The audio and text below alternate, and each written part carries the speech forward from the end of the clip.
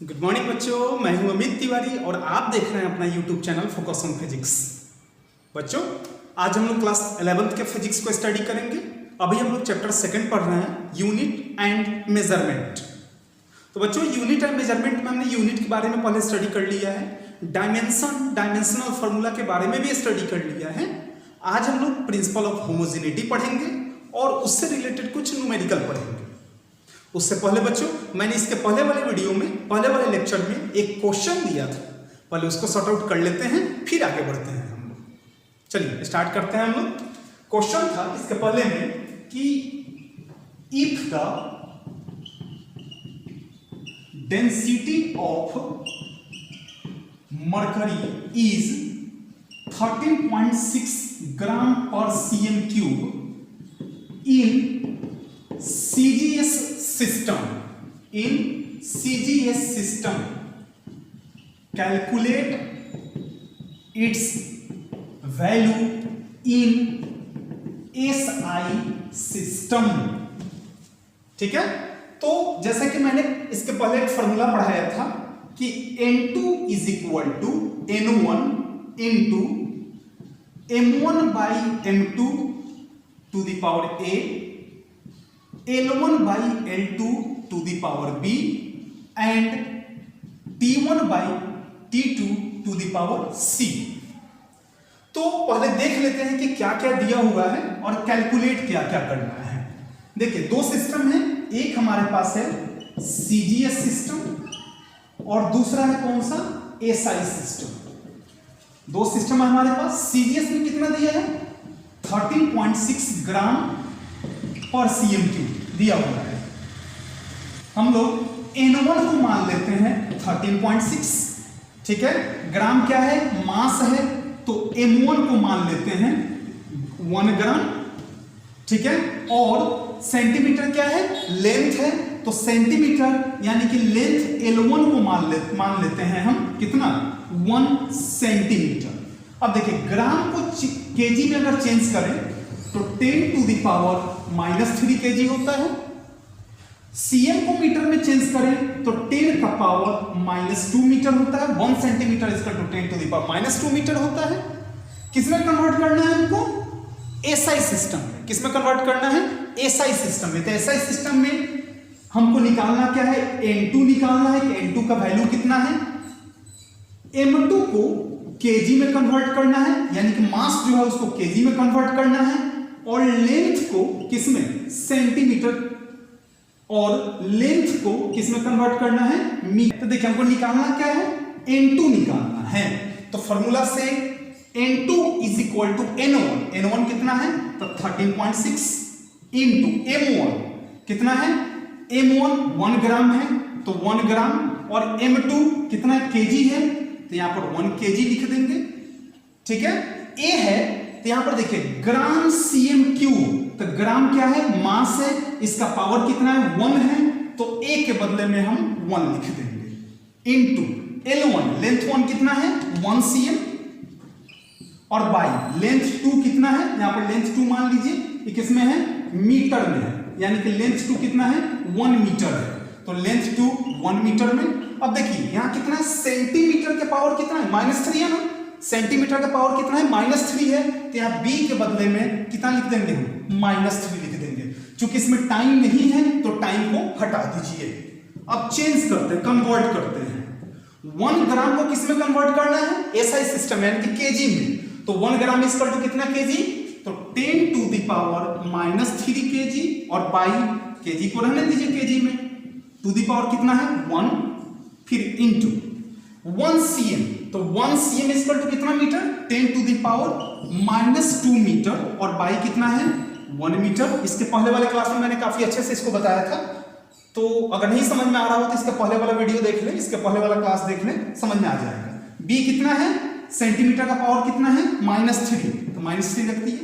अब 13.6 into 10 to the power -3 1, 10 to the power -3 हो गया, मल्टीप्लाई करने पर केजी में कन्वर्ट हो ही गया है, तो केजी ये किसमें, 10 टू द पावर -3 किसमें आ गया है, ये केजी में कन्वर्ट हो गया है, into -2 into -3 10⁻⁶, minus minus plus हो गया 6 हो गया। ये किस में कन्वर्ट हो गया है? मीटर में। और ये किस में कन्वर्ट, ये किस में? केजी में। तो 13.6 इंटू बेस सेम होते हैं तो पावर जुड़ जाते हैं, तो 10⁻³ प्लस 6 यानी कि आगे हमारे पास 13.6 इंटू 10⁻³ किस में कन्वर्ट हुआ है? केजी पर मीटर क्यूब में। तो ये केजी का केजी लिख दिए और ये किस में? पर मीटर क्यूब में कन्वर्ट हो गया। इसलिए लिख सकते हैं 13.6 gram per centimetre cube is equal to कितना आया? 13.6 into 10⁻³ kg per metre cube में आ गया, कन्वर्ट हो गया। यही कन्वर्ट करना था। इसके पहले वाले में मैंने यही क्वेश्चन दिया था कि आप लोग सॉर्ट आउट कीजिएगा। हर समय एक क्वेश्चन मिलेगा जिसका आंसर अगले वीडियो में हम दिया करेंगे ताकि आप लोग घर पे कुछ ट्राई कर सकें। तो आ गया 13.6 gram per cm cube equal to 13.6 into 10⁻³ kg per metre cube आ गया। क्लियर? नोट कीजिए इसको, फिर आगे हम लोग बढ़े। अब पढ़ेंगे हम लोग प्रिंसिपल ऑफ होमोजेनिटी को स्टडी करेंगे हम लोग। नोट कीजिए, फिर आगे बढ़ते हैं हम लोग। नोट कीजिए जल्दी। चलिए मिटाते हैं हम। Thank you. उम्मीद है समझ में आ रहा होगा। और भी आज बहुत सारे न्यूमेरिकल हम लोग देखेंगे जो पूरा उम्मीद है कि आपको समझ में आएगा। नहीं समझ में आता है तो कमेंट सेक्शन में जाकर कमेंट कर सकते हैं, हम फिर से उसको समझाने की कोशिश करेंगे।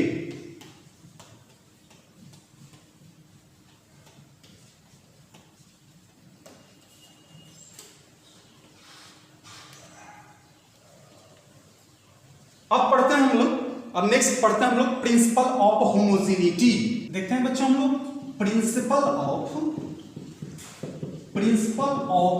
होमोजेनिटी। प्रिंसिपल ऑफ होमोजेनिटी, देखिए इस प्रिंसिपल के थ्रू पहले डेफिनेशन इसका क्लियर करें हम लोग ताकि ज्यादा अच्छे समझ में आएगा। पहले डेफिनेशन क्लियर कर ले इस प्रिंसिपल के थ्रू कि इफ द, देखिएगा ध्यान से, if the dimensions of all the term exist on both sides of the equation are same, then an equation will be dimensionally correct. समझते हैं इसको कि क्या है? कह रहा है कि if the dimensions of all the term, जैसे मान गए एक टर्म दे दिया गया, suppose v is equal to u plus at, एक टर्म दे दिया गया। अब जितने मतलब अकॉर्डिंग टू डेफिनेशन कि the dimensions of all the term exist on both sides of the equation, जितने टर्म प्रेजेंट हैं दोनों साइड उनका डायमेंशंस इक्वल आना चाहिए, तब उस इक्वेशन को डायमेंशनली करेक्ट माना जाएगा। यानी कि वेलोसिटी, यहां पर 3 टर्म है हमारे पास। फर्स्ट टर्म है, देखिएगा ध्यान से, फर्स्ट टर्म है यहां पर कितना v है। अच्छा, उसके बाद सेकंड टर्म है, यहां पर सेकंड टर्म है u, और लास्ट और थर्ड टर्म यहां पे है हमारे पास कितना at, यानी कि वेलोसिटी, इनिशियल वेलोसिटी और a इंटू टी यानी कि एक्सेलरेशन इंटू टाइम, तीनों का डायमेंशंस अगर इक्वल आता है तब जाकर के उस इक्वेशन को डायमेंशनली करेक्ट माना जाता है। कैसे? चलिए निकालते हैं। फर्स्ट टर्म यहां पर देखिएगा सॉल्यूशन के लिए, समझने के लिए यहां पर हमने लिख दिया फर्स्ट टर्म कितना वेलोसिटी है। वेलोसिटी का फॉर्मूला होता है डिस्प्लेसमेंट बाय टाइम, डिस्प्लेसमेंट का यूनिट मीटर और टाइम का यूनिट सेकंड। लिख दिया हमने मीटर यानी कि लेंथ, सेकंड यानी कि टी, L1 T1 यहां लिख दिया, यानी कि हमारे पास आ गया L1 T-1 यानी कि M0 L1 T-1, पहला टर्म का आ गया। अच्छा, सेकंड टर्म है हमारे पास, सेकंड टर्म हमारे पास कितना है u भी क्या है? इनिशियल वेलोसिटी है। तो और इनिशियल वेलोसिटी है तो इसका भी डायमेंशन क्या होगा? v के बराबर होगा। v क्या है, फाइनल वेलोसिटी है, और u क्या है, इनिशियल वेलोसिटी है। तो v is equal to u is equal to v का कितना आया है, m0 l1 t-1 हमने लिख दिया।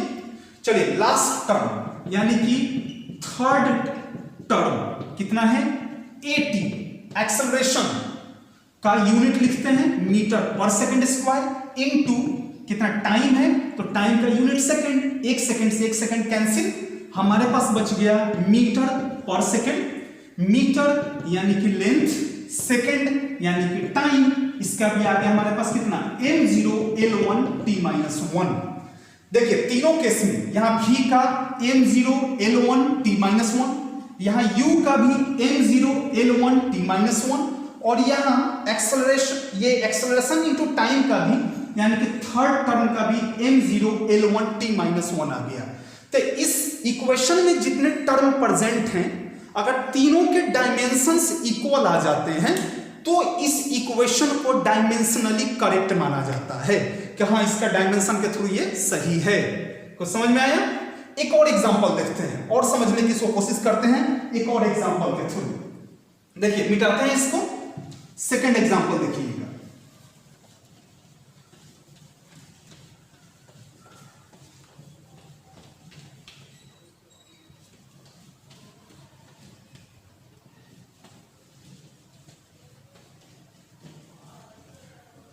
यहां पर डायमेंशनली करेक्ट मिट गया है, डायमेंशनली करेक्ट। देखिए अब जैसे यहां पर हम लिख दिए v square minus u square is equal to 2as। ध्यान दीजिएगा यहां पे फर्स्ट टर्म क्या है, v स्क्वायर है, v स्क्वायर यानी कि वेलोसिटी का स्क्वायर, तो वेलोसिटी का यूनिट होता है मीटर पर सेकंड, तो मीटर पर सेकंड का स्क्वायर कर दिए, यानी कि मीटर स्क्वायर बाय कितना हो गया, सेकंड स्क्वायर, मीटर यानी कि लेंथ l स्क्वायर, सेकंड यानी कि time square l square t square हो गया। तो इसको लिख सकते हैं l स्क्वायर t-2 लिख सकते हैं हम, l स्क्वायर t-2 यानी कि m0 l स्क्वायर t-2 हमने लिख दिया। किसके बारे में, v के बारे में।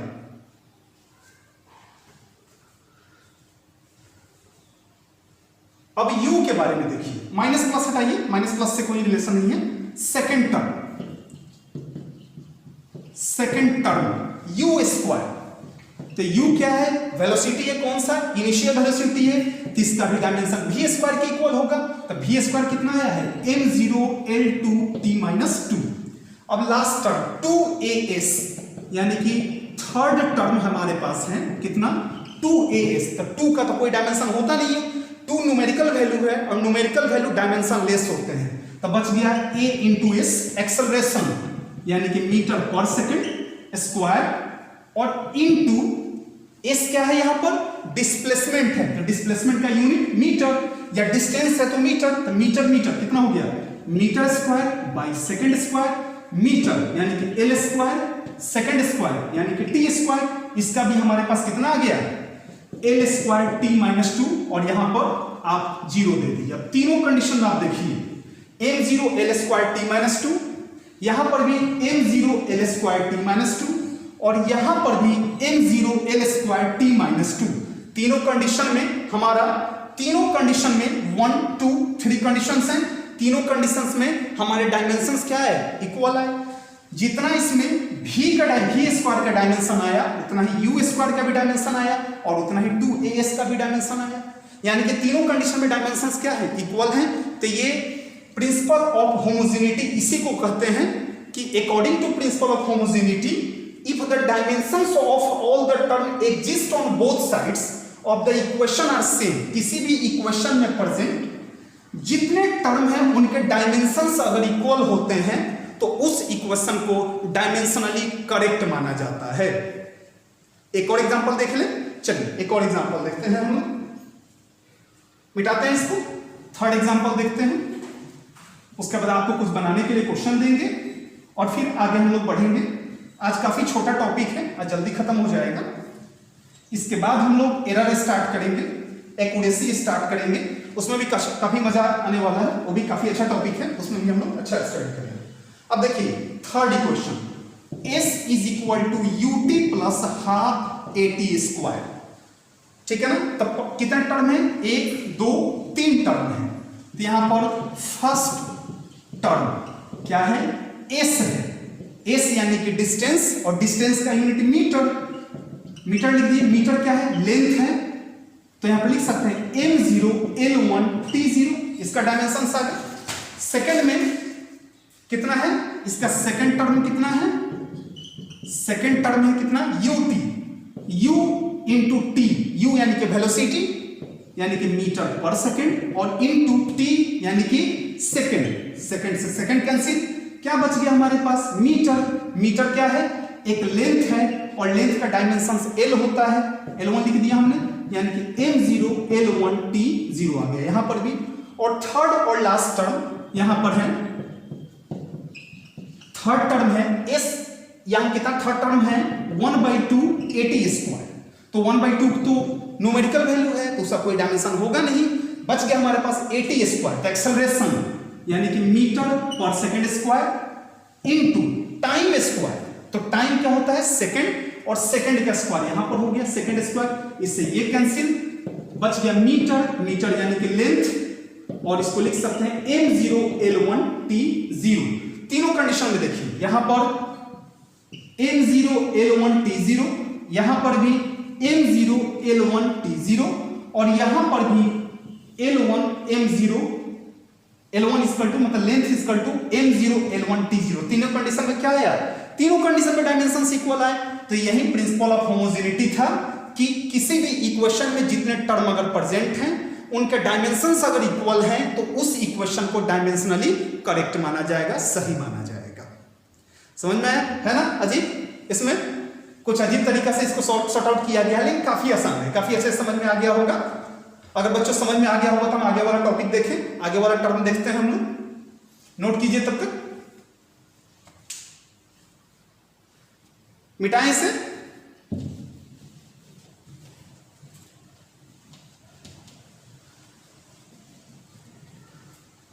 अब आपको एक क्वेश्चन दे रहे हैं जिसको बना करके आएंगे, तो नेक्स्ट क्लास में उसको सॉर्ट आउट किया जाएगा, फिर क्लास को आगे बढ़ाया जाएगा। क्वेश्चन क्या है देखिएगा कि क्वेश्चन क्या था। सो देखिए,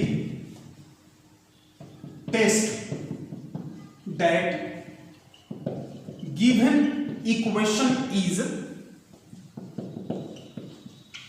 dimensionally correct, यानी कि आपको प्रूव करना है, बताना है कि जो नीचे इक्वेशन दिए गए हैं वो प्रिंसिपल ऑफ होमोजेनिटी को फॉलो कर रहे हैं या नहीं कर रहे हैं। h is equal to 2s cos theta by r rho g। s क्या है यहां पर, s इज इक्वल टू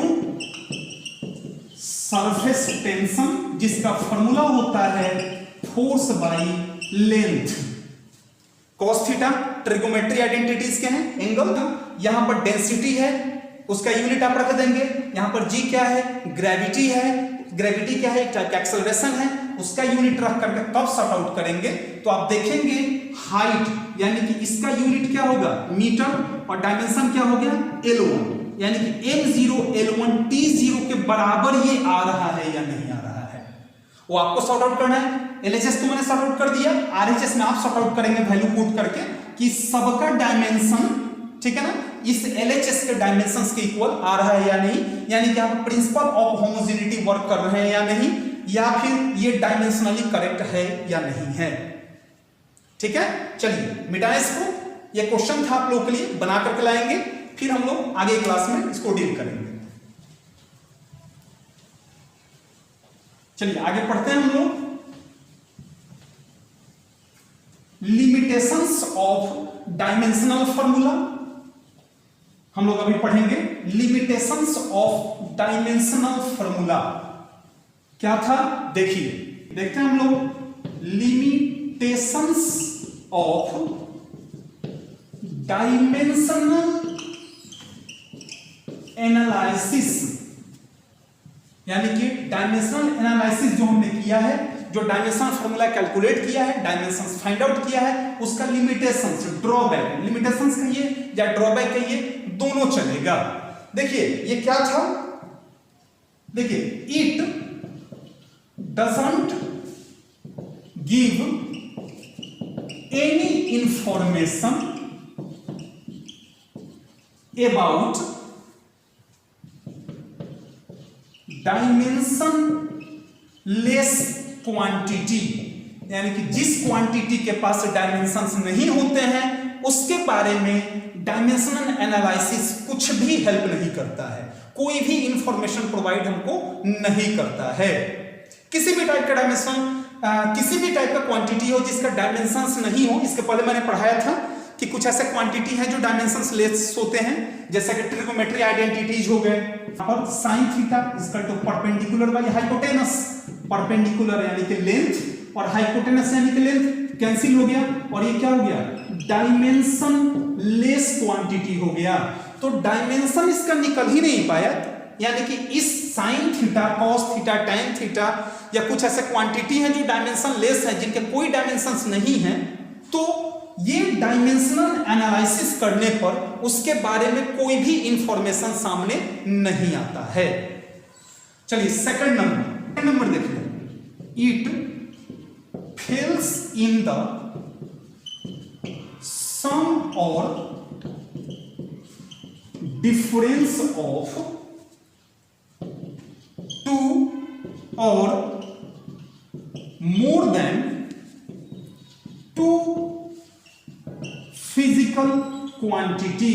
ये एक्सप्लेन नहीं कर सकता है। जैसे मान लीजिए कि हमने वेलोसिटी का यूनिट मीटर पर सेकंड देखा, इसका डायमेंशन L1 T1 T-1 यानी कि M0 L1 T-1 देखा, वेलोसिटी का हो गया। अच्छा, ये कौन सा वेलोसिटी है, फाइनल वेलोसिटी है।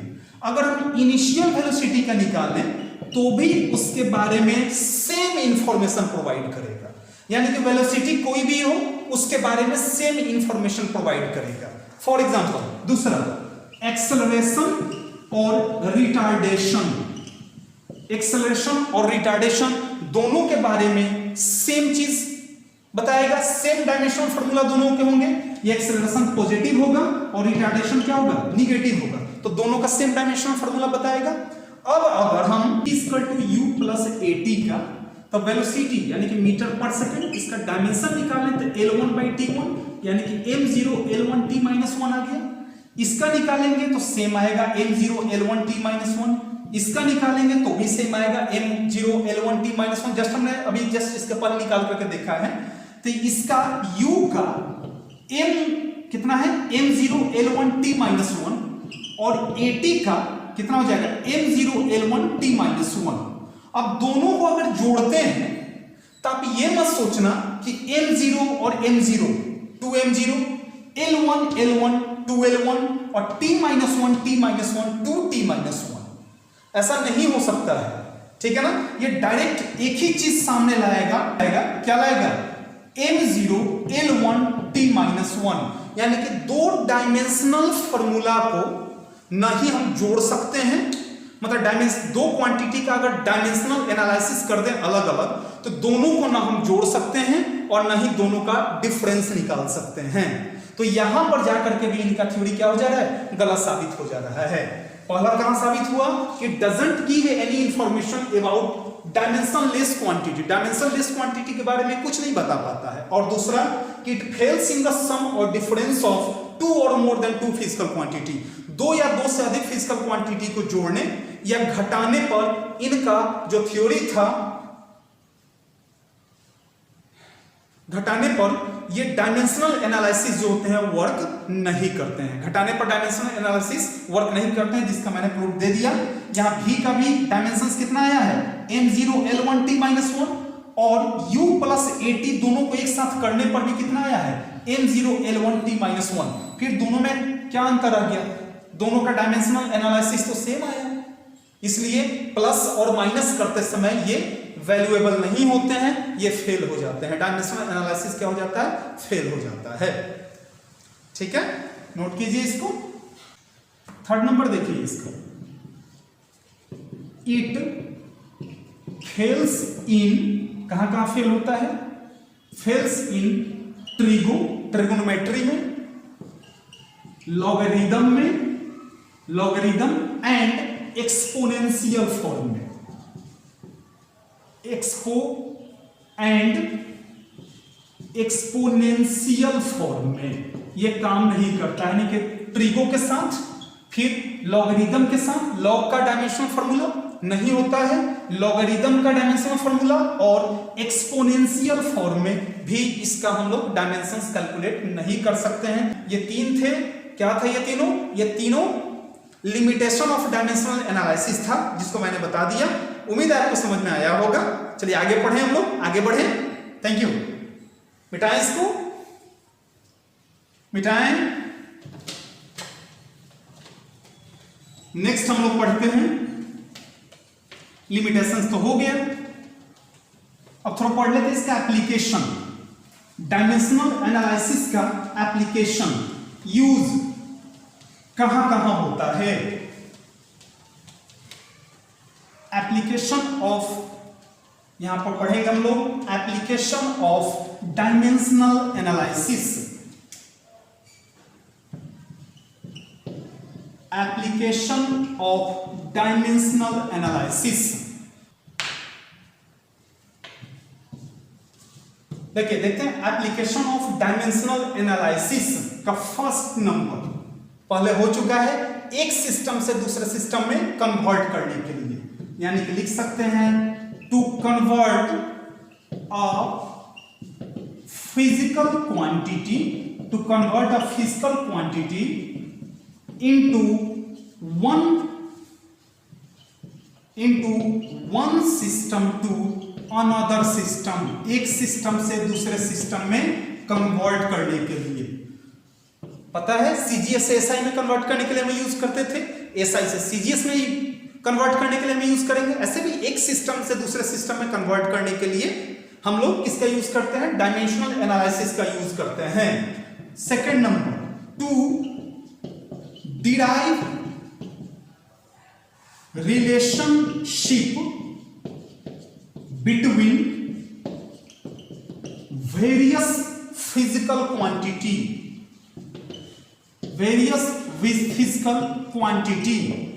ठीक है ना। जैसे सपोज कीजिए हाइट का डायमेंशन हो जाएगा कितना, m1, हाइट का डायमेंशन हो जाएगा कितना, m0, l1, t0, और डिस्टेंस का भी डायमेंशन क्या हो जाएगा, m0, l1, t0। दोनों क्या है, लेंथ है, इसलिए l1 l1 हुआ, दोनों में मास नहीं है, दोनों में टाइम नहीं है, तो इस दोनों के बीच का डायमेंशंस इक्वल है। तो डायमेंशनल एनालिसिस करने पर पता चला कि ये दोनों क्वांटिटी भी क्या है, सेम है, ये भी डिस्टेंस है, ये भी एक डिस्टेंस है, ठीक है। थर्ड और लास्ट पॉइंट होता है कि टू चेक द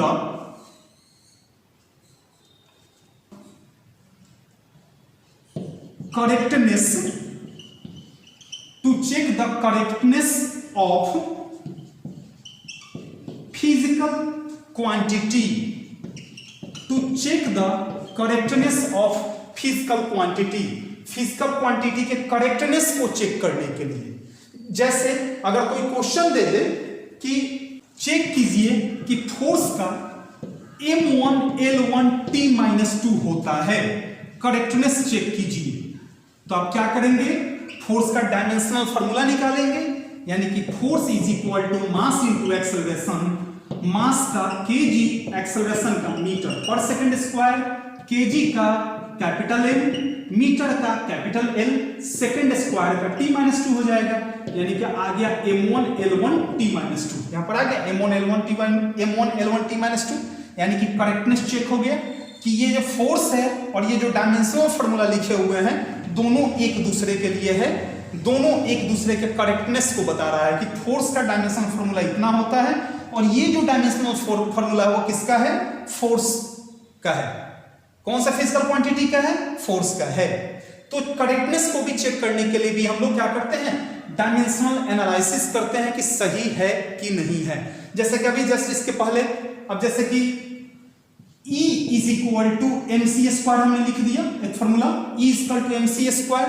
अब कोई कहे कि बताओ कि ये दोनों जो हैं वो करेक्ट हैं या नहीं है, यानी कि E और mc स्क्वायर का E का जो फॉर्मूला लिखा गया है mc² वो दोनों इक्वल है या नहीं है। तो आप क्या करेंगे, पहले एनर्जी का डायमेंशनल फॉर्मूला निकाल लेंगे, फिर mc² का डायमेंशनल फॉर्मूला निकाल लेंगे, m फॉर मास और c for velocity of light. ठीक है, दोनों का डायमेंशनल फॉर्मूला निकाल लेंगे, दोनों अगर सेम आया तो हम कह सकते हैं कि दोनों क्या है, सही है। ठीक है ना, एनर्जी का फॉर्मूला mc² होता है और mc² किसका फॉर्मूला होता है, एनर्जी का होता है।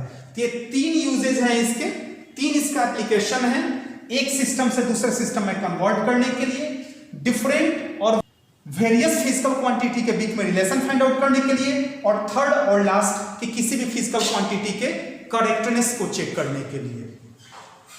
तो आज इसके पहले हम लोग यूनिट पढ़ चुके थे, आज डायमेंशन खत्म हो गया। अब हम लोग मेजरमेंट स्टार्ट करेंगे, अब हम लोग एरर पढ़ेंगे आगे।